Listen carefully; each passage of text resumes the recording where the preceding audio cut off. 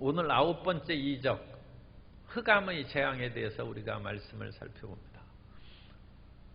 9번째 이적은 빛을 애굽의 땅에 없애버리는 것입니다.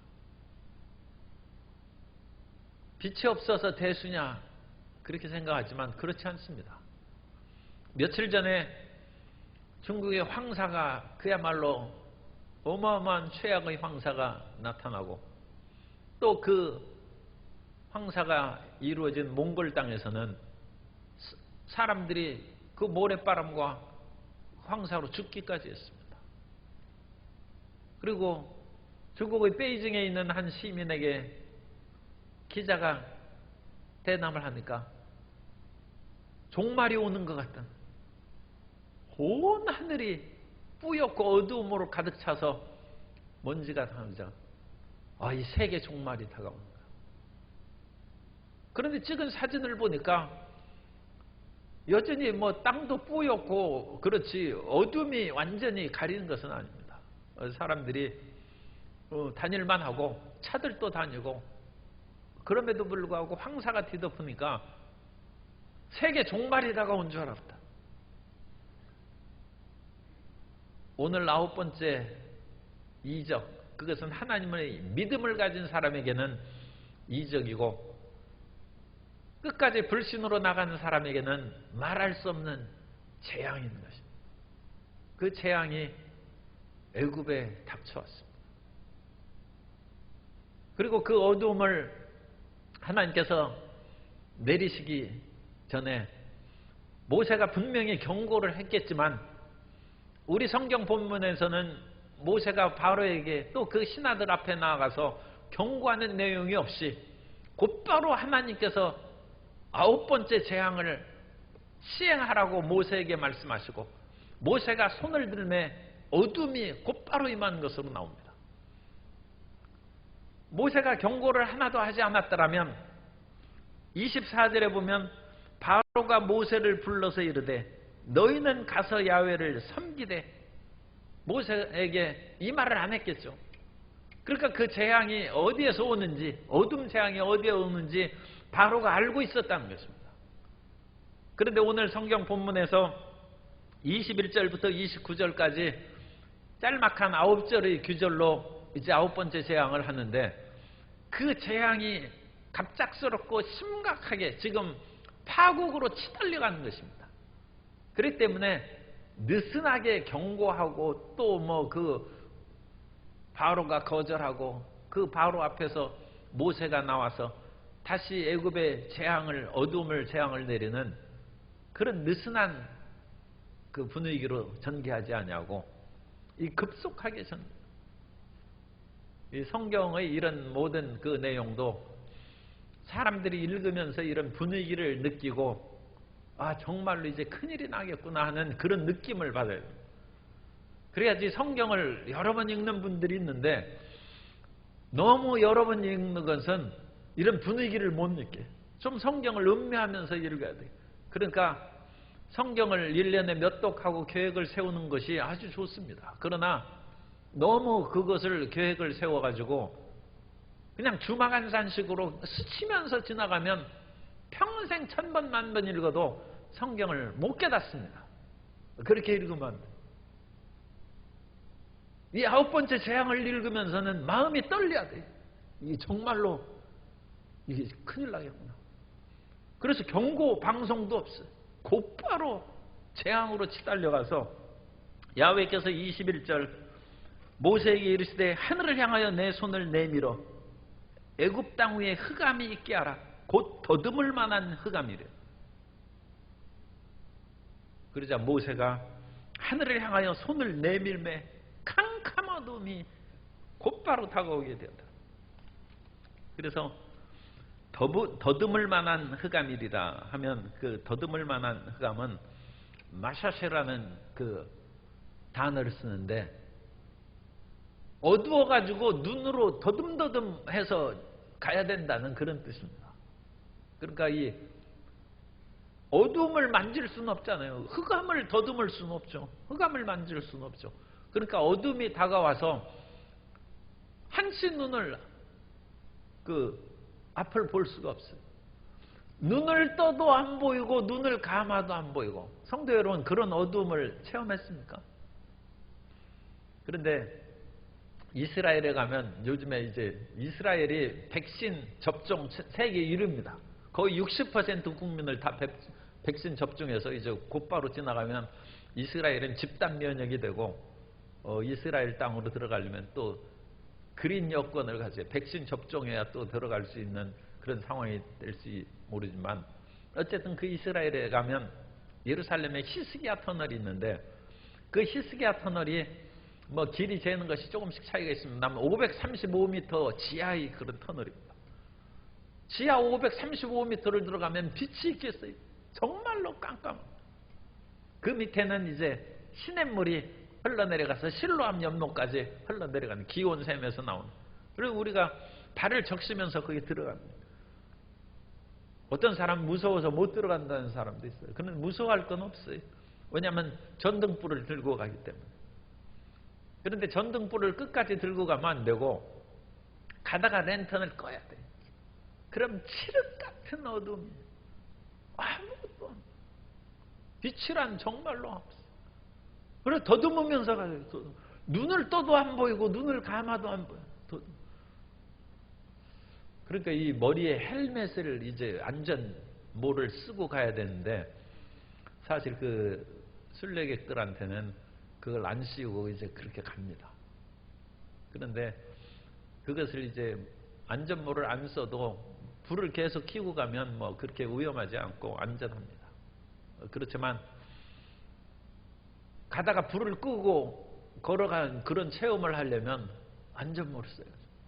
그런데 이 돌들이 옛날 지금 수천 년 동안 물이 흘러내려가고 그래서 맨들맨들해. 그게 뭐 그렇게 거칠거나 그런 벽은 아닙니다. 그러나 정말로 더듬을 만한 더듬을. 황사로 어두워지는 정도가 아니라 그런 깜깜함이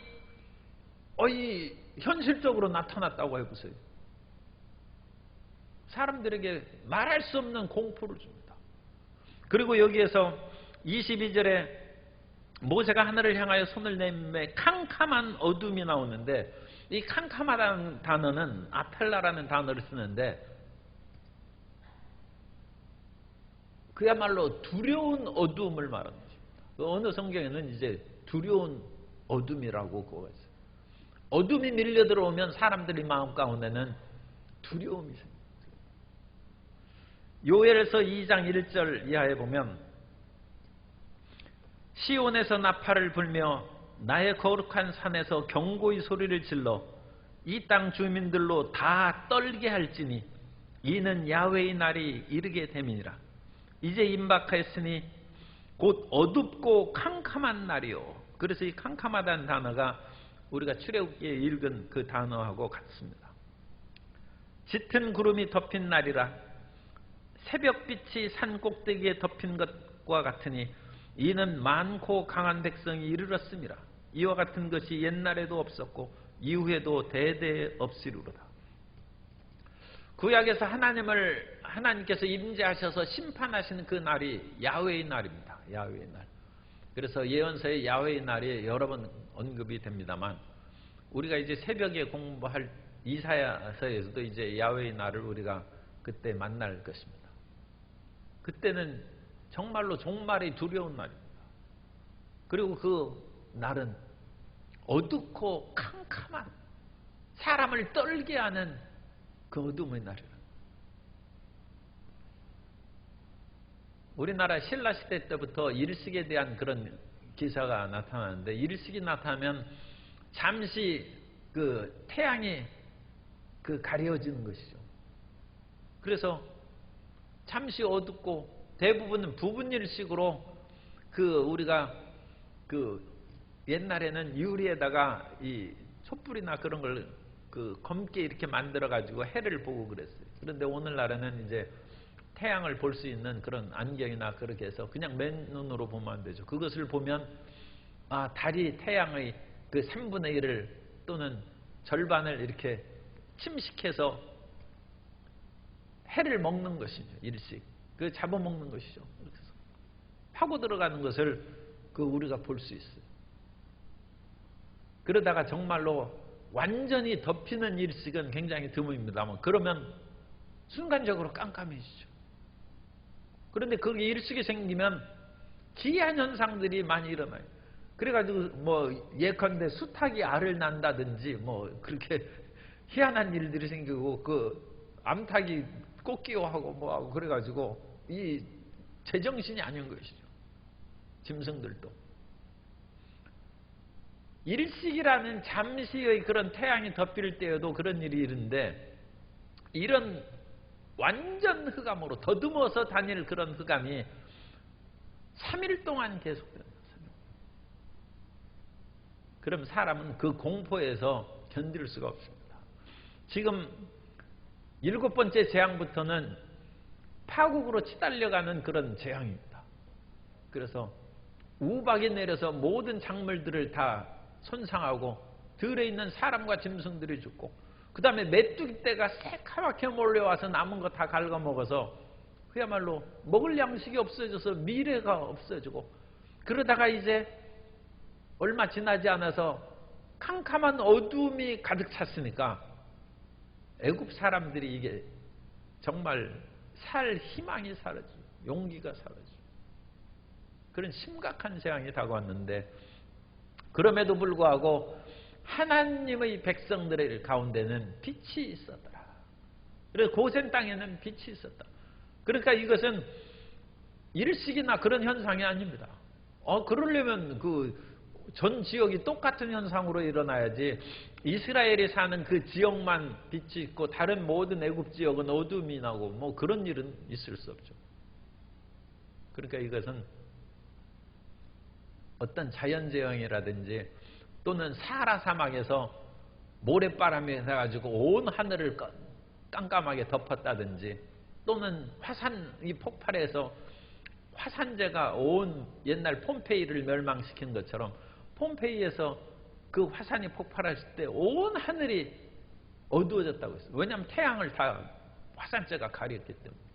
그런 현상이 아닙니다. 그런 그 자연현상으로는 이스라엘만 빛이 있었다라는 그런 것을 설명할 수 없습니다. 그러므로 이것은 초자연적인 하나님의 기적으로 임한 것이고 그러니까 너무 성경의 얘기를 사람들의 이성적이고 합리적인 것으로 해석하는 것은 문제가 있는 것이죠. 이건 하나님의 기적으로 그 일이 생긴 것입니다. 3일 동안 계속될 때 바로가 첫날 불렀는지 둘째 날 불렀는지 아니면 그 흑암이 끝났을 때 부르지는 않은 것 같아요. 왜냐하면 끝났을 때 불렀으면 이거 다 끝났는데 무슨 바로가 변덕이 심한데 그렇게 떨면서 모세에게 이 백성을 이끌고 나가라고 그 말을 할 까닭이 없죠. 그러니까 하루 이틀 지난 후에 아직 재앙이 끝나지 않은 그 하루 이틀 지난 후에 바로가 이게 큰일 났다. 그래서 바로가 모세를 불러 이르되 너희는 가서 야훼를 섬기되 너희의 양과 소는 머물러 두고 너희 어린 것들은 너희와 함께 갈지니라. 옛날 태종의 기록에 보면 일식을 이제 그 당시 관리들이 천문을 하늘을 보는 관리들이 예측을 했습니다. 그래서 우리나라도 굉장히 천문학에 발전이 됐어요. 그런데 그 일식을 틀렸어요. 그래서 일식이 올 때는 태종이 소복을 입고 돗자리를 깔고 거기 하늘에게 비는 것입니다. 이 과인의 덕이 부족해서 하늘이 재앙을 내린 즉 그 죄를 용서해달라고 그렇게 빌고 있는데 일식이 안 생겨요. 그러니까 틀림없이 그때도 아마 이 천문 관측자가 부분 일식인데 그것을 잘못 얘기해서 객이 완전 덮이는 것으로 그건 완전 깜깜해지는 것입니다. 그런데 부분 일식으로 일부 절반만 태양에 가려지면 우리가 보기에는 큰 차이가 없어요. 빛이 조금 어두웠을 뿐이지 여전히 세상은 밝은 것입니다. 그래서 공연히 그 천문관이 붙잡혀서 감옥에 갇힌 얘기가 나와요. 그런데 그런 일이 생기면 왕은 자기 덕이 없음으로 이와 같이 하늘에서 벌을 내렸기 때문에 죄인들을 석방하고 백성들에게 세금을 강림하고 여러 가지 은혜를 베푸는 그 일을 행합니다. 그러니까 이 해가 어두워졌으니까 이 바로도 비슷한, 이거 큰일 났구나 하면서 모세에게 하나님을 예배하도록 너희 다 나가라는 거죠. 그러면 나가려면 다 나가야 되는데 마지막에 너의 양과 소는 머물러두라. 이게 바로 이 마지막 자존심이죠. 이렇게 모세한테 완전 두 손 들고 굴복할 수는 없다. 너희 사람들은 다 나가도 좋은데 지금 차츰차츰 자기가 너희 어른들만 나가서 예배하고 어린 것들은 놔두라고 했대. 이제 그것까지도 하고 사람은 다 나가도 되는데 양과 소가 뭐 엄청난 무슨 재산이겠습니까? 온 천지가 다 어두워지는 그런 재앙에 비하면 이스라엘 백성들이 고센 땅에서만 양과 소 키우고 있다가 가지고 가는 거니까 국가 재정에 손실은 있을지라도 크게 뭐 치명적인 그런 손실은 아닐 것입니다. 그런데 그걸 놔두라. 왜냐하면 마지막 오기. 바로가 이때 오기 안 부렸으면 자기 큰아들 안 죽습니다. 그런데 사람은 이와 같이 완전 하나님 앞에 두 손 들고 천부여 의지 없어서 손 들고 옵니다 하는 사람은 보면 완전 망했어요. 그 옛날 같으면 교회 와가지고 이럴 줄 알았으면 내가 돈 많았을 때 뭔가 섬기고 가난한 사람에게 구제하고 그랬을 텐데 그것을 깨달은 지금에 와서는 돈 한 푼 한 푼 없고 남아있는 집이나 전토나 사업장은 다 날아가 버려가지고 완전 천부여 의지 없어 손 들고 온 빈털터리. 하나님께서는 이 빈털터리를 또 변화시켜서 또 부자로 만들어 주시는 그런 능력을 또 베풀어 주십니다. 그런 은혜를 베풀어 주시죠. 사람이 마지막 오기까지 버리기가 쉽지 않습니다. 그래서 마지막 10번째 재앙을 안 당하고 회개하기가 쉽지가 않아요. 그런데 그렇게 회개해야죠. 그렇게 마지막까지 인간적으로는 자존심이지만 하나님 앞에 끝까지 그렇게 오기 부리고 교만할 필요가 뭐가 있어요.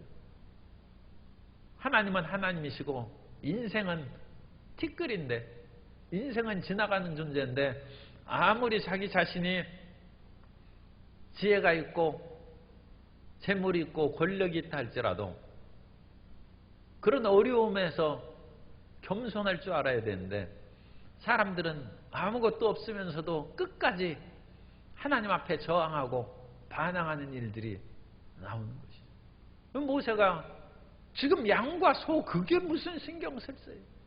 그런데 바로가 완전 두 손 들진 정말 부끄럽다는, 그래가지고 양과 소는 남겨두라는. 바로처럼 하지 말아야죠. 그런데 모세도 참 대단한 사람이에요. 양과 소는 그것마저도 우리는 한 마리도 남겨두지 못하고 다 가야 된다. 26절에 보면 우리 가축도 우리와 함께 가고 한 마리도 남길 수 없으니 이는 우리가 그 중에서 가져다가 우리 하나님 야훼를 섬길 것임이며. 참 인간의 그런 그 오만과 그런 오기가 남아있을 때 그냥 덮어두고 그 안에서 좀 타협하고 그런 것도 괜찮지 않을까 그렇게 생각하는데 모세는 어림없습니다. 하나님의 말씀은 1.1핵도 내 맘대로 가감 못한다. 그래서 하나님께서 이스라엘 모든 사람들과 그들의 모든 소유 양과 소를 다 데리고 가라고 했으므로 바로 당신의 요청대로 타협 못한다. 우리는 짐승 한 마리도 남길 수 없다. 그런데 이런 올곧은 그런 하나님의 자녀들이 필요합니다. 하나님이 말씀하신 것은 우리 스스로 재량을 가지면 안 됩니다. 사울이 자기 스스로 재량을 가지고 아말렉 왕 아각 한 사람 살려두고 양과 소떼 그것은 이성 없는 짐승이죠. 이거 무슨 죄가 있겠어요, 짐승이. 그런데 하나님이 멸망시키라고 했으면 멸망을 시켜야죠. 아각은 왕이니까 여러 가지 대외적인 상황을 고려해서 살려뒀을 수도 있어요. 그러나 사울은 왕이라도 그런 재량권이 없습니다. 하나님 앞에서는 왕이건 일반 평민이건 그 말씀을 순종하는 것밖에 없지, 자기 스스로 그것을 판단해서 이리저리 가감할 수 있는 것이 아닙니다. 결국은 사울이 하나님의 말씀을 버렸으므로, 하나님의 말씀을 버린 것은 참 송구스러운 표현이지만 하나님을 버린 것입니다. 말씀을 우리가 지키지 않고 성경의 수많은 말씀이 우리가 다 기억은 못하죠. 그런데 내 마음속에 떠오르는 그 말씀, 십계명의 말씀, 또는 언제 어느 때라도 주 예수를 부인하지 말라는 것입니다. 예수를 시인해야 하늘의 천사들 앞에서, 천군 천사 앞에서 나도 너를 시인하리라고 말씀하셨는데, 상황이 어려워서 예수님 시인하는 것을 부정했다. 그 말씀이 기억남에도 그 말씀을 어기고 안 믿는 사람 척했다.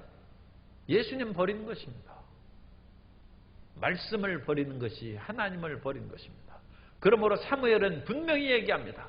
왕이 하나님의 말씀을 버렸으므로 야훼께서도 왕을 버리셨나이다. 하나님 보고 냉정하다고 그렇게 하면 안 되죠. 하나님은 너무 엄중하시다. 하나님은 그렇지 않습니다. 하나님은 자비로우시고 은혜로우시고 긍휼이 무한하신 하나님이십니다. 그런데 하나님의 말씀을 버린 것은 하나님을 떠나고 인간이 배반하는 것입니다. 그럼 우리는 모르는 중에 죄를 범한 것도 죄죠. 그렇지만 그것은 긍휼을 받고 용서받기가 그래도 쉽습니다. 그런데 하나님께서 분명히 어떤 선택의 기로에 서 있을 때, 그때는 정말 성경 말씀이 안 떠오르는 것을 바랄지 모르겠는데, 그때 하나님의 말씀이 마음에 떠오른다. 그건 하나님이 말씀하신 것입니다. 그건 굉장히 소중하고 감사한 것일 뿐만 아니라 두려운 것입니다. 우리가 어떤 진퇴양난의 그런 어려움이 있을 때 우리 속에서 성경의 말씀이 기억난다. 그것이 살 길입니다. 그 말씀을 붙잡고 순종하는 여러분 되시기를 주님 이름으로 축복합니다. 그것을 놓치는 것이 하나님을 버리는 것이고, 그 이후의 파국에 대해서는 자신이 책임입니다. 왜냐하면 자기가 말씀을 버렸고 하나님의 도움을 거절하는 것입니다. 그 말씀을 붙잡으면 사자굴에 던질지라도 사자의 입을 막아 살 것이요, 심지어 우리는 죽어도 다시 살 것입니다. 그걸 믿음을 가져야죠. 이 모세처럼 담대하기가 쉽지 않아요. 이 바로왕이 지금 애걸하다시피 짐승은 놔두고 가라, 그러면 보내겠다. 그런데 모세는 나는 명령받은 대로 할 뿐이고 나는 짐승 한 마리도 남길 수 없다. 바로가 화가 나겠어요, 안 나겠어요? 아니, 왕이 지금 이렇게 해가지고 좀 애걸하고 그러면 좀 융통성 있고 뒤로 물러가는 것도 있어야지. 그런데 모세는 하나님 앞에서 정직한 사람, 어림도 없다. 우리는 한 마리도 못 남겨둡니다. 그러자 바로가 이제 오기 부리다가 뒤집어진 거예요. 이제 다시는 내 얼굴을 보지 말라. 다시 내 얼굴을 보는 날에는 넌 죽을 것이다. 이것을 보고 모세가 너무 과하고 좀 타협하지, 그런 생각을 하면 안 됩니다. 하나님의 마지막 역사가 이제 다가오고 있는 거예요. 이 모든 일이 끝날 때가 정말로 가까이 오고 있는 거예요. 우리는 어두움 속에서도 하나님의 인도하심과 손길을 보는 하나님의 자녀가 되어야 될 줄로 믿습니다. 우리가 이 세상만 바라보면 세상에서는 저러면 안 되죠, 온갖 것들이 있을 수가 있어요. 그런데 우리는 마지막에도 하나님을 바라보고 하나님의 인도하심대로 가야 됩니다. 그래서 끝까지 주님의 뜻대로 전진해 나가는 주의 자녀가 되어야 될 줄로 믿습니다. 이 흑암으로 말미암아 바로가 이와 같이 다급하고 또 오기 부리다가 이제 죽음을 당한다는 말까지 하고 그러는데, 애굽의 최고 신이 태양신입니다. 그 사자의 서라고 옛날에는 번역을 했는데, The Book of the Dead라는 그 죽은 자에 대한 책이 있습니다. 그래서 옛날에는 사자, 죽은 자의 책에서 사자의 서라고 번역했는데, 그 사자의 서에 나오는 애굽인들의 태양 신앙에 대해서 우리가 알 수 있습니다. 그 애굽의 태양은 나는 아무도 격퇴할 수 없는 신들 가운데 있는 자다. 이것이 태양이에요. 나는 아무도 격퇴할 수 없는 신들 가운데 있는 자다. 태양은 패배하지 않습니다. 인류 역사가 일어난 이후로 일식현상은 있을 수 있어도 아침에 해가 떠서 저녁에 지는 그것이 한 번이라도 변한 때가 없어요. 왜 옛날 무슨 영화에 동방불패라고 해서 동쪽에서 해가 뜨는 하는, 나는 패배하지 않는다. 그러니까 자기는 영원히 동쪽에서 해가 안 뜬 일이 언제 있습니까? 그래서 나는 아무도 격퇴할 수 없는 신들 가운데 있는 자다. 그것은 누구인가? 그는 태양 원반에 있는 아툼이다. 그 태양의 그런 둥근 그 신, 그것을 말하는, 그것은 이제 아툼신이라고 하고, 동쪽 지평 위에 떠오를 때의 태양을 레라고 합니다. 그래서 애굽의 태양신이 뭐 여러 명칭이 있어요. 우리가 해, 태양 그런 식으로 하는 것처럼 레, 아몬, 아툼 여러 가지 그런 신들의 그런 태양 신들을 다 가르치는 것입니다. 그런 신들의 이름이 있는데, 누구도 격퇴할 수 없는 최고의 신이 태양인데, 이것을 이제 존 윌슨이라는 그와 같은 그 애굽어 번역학자가 번역을 했어요. 위기를 주석하면서 영원히 떠오르는 태양은 멸망하지 않는다. 영원히 떠오르는 태양은 멸망하지 않는다. 오늘날 과학자들은 태양도 뭐 지금 이제 뭐 한 수십억 년 또는 100억 년 지나면 태양도 아마 식어가지고 태양이 폭발하니까 뭐 이 태양계에 있는 지구도 다 없어지고 그럴 것이죠. 그렇게 한다고 하지만 우리는 지금 10,000년도 못 살고 그러는데 억년을 어찌 알겠으며 100억 년을 어찌 알겠습니까? 그러니까 태양은 영원히 떠오른다. 그래서 영원히 떠오르는 태양은 멸망하지 않는다. 그런데 이 영원히 떠오른 태양이 야훼 하나님의 명령을 받은 모세의 말에 의해서 태양이 죽었어요. 사흘 동안 태양빛이 그러니까 태양이 떠오르지 않아요.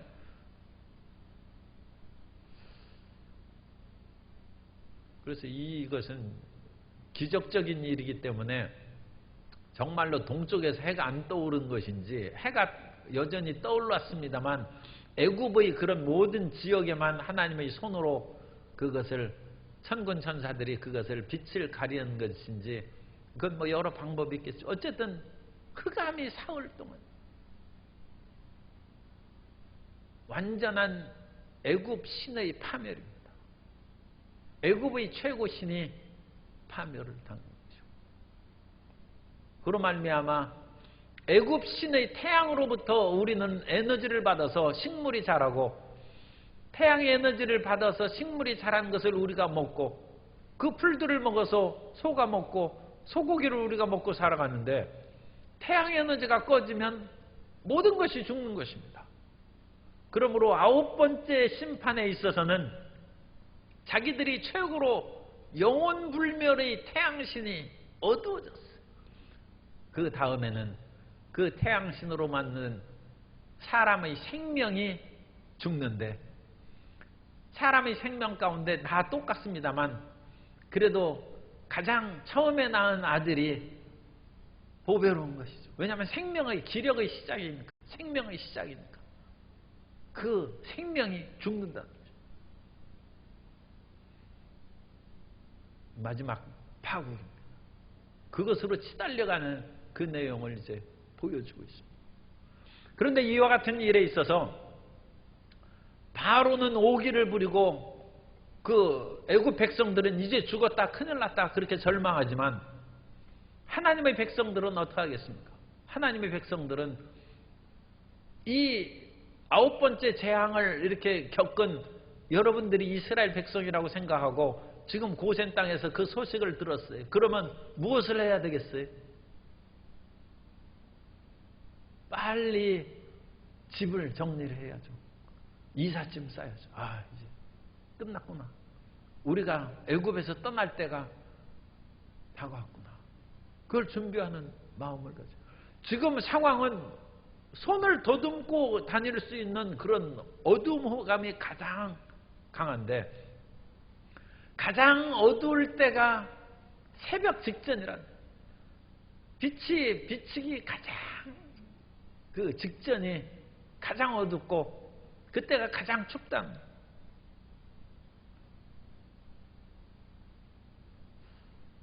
저는 군 생활을 굉장히 편하게 해가지고 밤새 보초 쓴 것은 딱 한 번밖에 없어요. 그런데 그것이 참 그 인상적이어서 아, 그것도 괜찮다는 좋은 경험이다. 그래서 적군이 오지도 않은데 어쨌든 우리는 경비를 해야 돼. 가상으로 훈련하는 것이죠. 그래서 꼬박 경계하면서 밤을 지내는 거예요. 그러니까 춥고 배고프고 그 어두움 속에 적이 오는데 우리가 불빛을 보일 수 없죠. 그건 훈련이긴 하지만. 그런데 그 마지막 모든 것이 깜깜하고 어두운 그 마지막 순간이 딱 지나가자 빛이 쫙 비치더라. 그 눈에 보이는 그 빛이 아니라 무엇인가 그 깜깜한 어두움을 꿰뚫고 그야말로 빛이 들어오기 시작합니다. 새벽입니다. 새벽. 그래서 꼬박 그 밤을 새우고 그 새벽을만, 그 깜깜한 어둠 가운데 빛이 쫙 비치는 그 순간은 내 영혼 속에 빛이 비치는 것처럼 말할 수 없는 환희와 희열이 생겨나. 기쁨이 팍 생겨. 새벽이 오는구나. 우리 인생에서 가장 어둡고 힘든 그때 하나님은 빛을 예비하십니다. 그러므로 모든 것이 헝클어지고 정말로 앞으로도 뒤로도 갈 수 없는 절망의 상황 가운데 주님께서 역사하실 때가 가까웠다는 것을 믿으시기 바랍니다. 아니, 이 세상에서도 그 가장 어둡고 추운 그때가 해 뜨기 직전이라. 이 절망에 내 인생이 끝났다고 생각할 때 그때가 하나님께서 우리를 도우시러 오는 때입니다. 그때 우리는 지킬 만한 것보다 내 마음을 믿음을 지키고 말씀을 붙잡고 서야 되는 것입니다.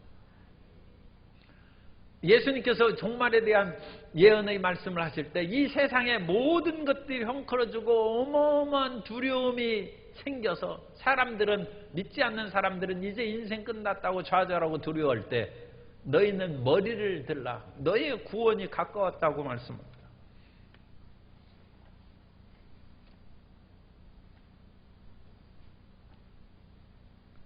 누가복음 21장 26절, 누가복음 21장 26절 이하에 보면 사람들이 세상에 임할 일을 생각하고 무서워함으로 기절하리니 이는 하늘의 권능들이 흔들리겠습니다.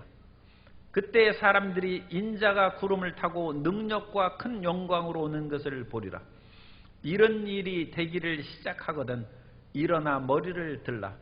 너희 속량이 가까웠느니라 하시니라. 최고의 어려움이 다가올 때, 그때는 우리의 구원이 다가오는 때고, 사람들은 절망해서 쓰러질 때 우리는 머리를 들라는 것입니다. 하나님이 우리에게 오신다는 것입니다.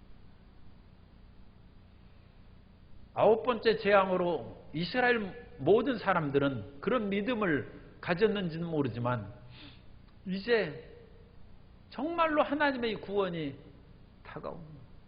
9번째 재앙까지 모든 것이 형크러지고 이게 되는 일이 없어요. 9번째 재앙이 나타났다는 것은 지금까지 9번 모세가 실패했다는 것입니다. 뒤집어서 얘기하면 모세도 참 지금 굉장히 스트레스가 많아요. 이거 뭐 되는 일이 없어요. 자기가 하나님의 능력으로 그렇게 했는데 이 바로가 어찌나 끈질기게 거부하고 그런지 되는 일이 없어요.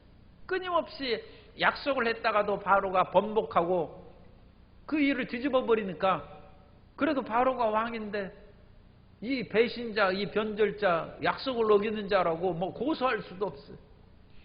일이 안 돼. 그래서 모세의 마음도 그야말로 요즘 멘탈 붕괴, 멘붕이 됐어요. 이 어찌하면 좋을까? 애굽의 백성들도 지금 이제 정신 하나도 없어요. 메뚜기, 우박, 흑암 재앙으로 이제는 칼팡질팡하고 앞길이 완전 불투명이 됐어요. 그러나 그때 우리는 호랑이에 물려가도 정신 차리라는 것처럼 정신 차려야 돼요. 어떻게 정신을 차립니까? 마지막에 눈에는 아무 증거 안 보이고 귀에는 아무리 소리 안 들리고 손에는 잡히는 거 없어도 약속의 말씀을 붙잡고 그걸 이기는 것입니다. 하나님의 말씀은 영원하십니다. 그 약속의 말씀을 우리가 붙잡고 나아가면 주님께서 세상 끝날까지 우리를 버리지 않고 우리를 세워주심으로 우리는 반드시 승리할 것입니다. 우리가 믿는 하나님은 죽은 자를 살리시고 없는 것을 있는 것 같이 부르신 하나님이시므로 우리는 죽어도 살 것입니다. 그러므로 가장 어렵고 힘들 때 소망을 갖는 성도 여러분 되시기를 예수님의 이름으로 축원합니다. 앞길이 불투명하고 아무것도 지푸라기라도 잡을 길이 없을 때 오직 말씀을 붙잡고 결단을 해야 돼요. 내가 죽어도 말씀 붙잡고 죽는다. 그 마음으로 나아가면 주님께서 치료하시고 삶의 길을 열어주시고 우리의 머리에 영광의 면류관을 씌워주실 줄 믿습니다.